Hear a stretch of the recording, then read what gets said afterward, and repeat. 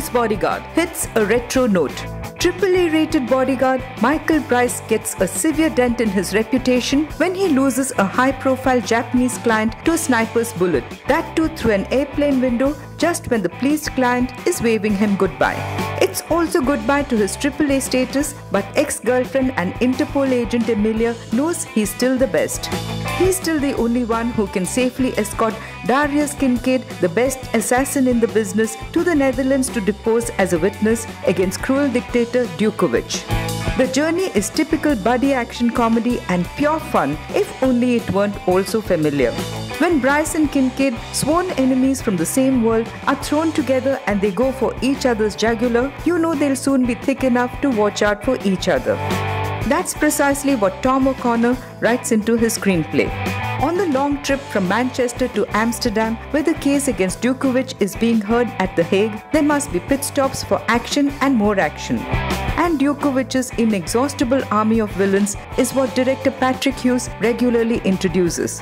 When assassin Kincaid shares a backstory about how he met Sonia, the love of his life, you know somewhere along the way, Bryce the Bodyguard will also disclose how he met and lost Emilia.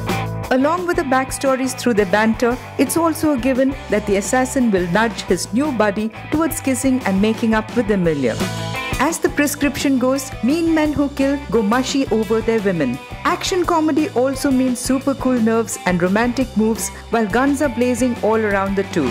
What else have we missed? Ah yes, super cool dialogues too. Like the rule-observing bodyguard sternly reminding the unperturbed assassin that it's his job to keep him out of harm's way. And the assassin grinning, I am harm's way. With Samuel L. Jackson around, the expletives are as indispensable as punctuation marks in a sentence. And Bryce, no surprise, delivers the high-value asset in the nick of time. Emilia is appeased, and nobody keeps count of how many cars, boats and choppers are blown up or how high the body count is en route. Salma Hayek as Kincaid's Spitfire wife is amusing. Ryan Reynolds as Ernest Bryce and Jackson as unflappable Kincaid are entertaining, even if they fall into the much-used mold of opposites being teamed together. For a film that we in India call time pass, The Hitman's Bodyguard gets a 3-star rating.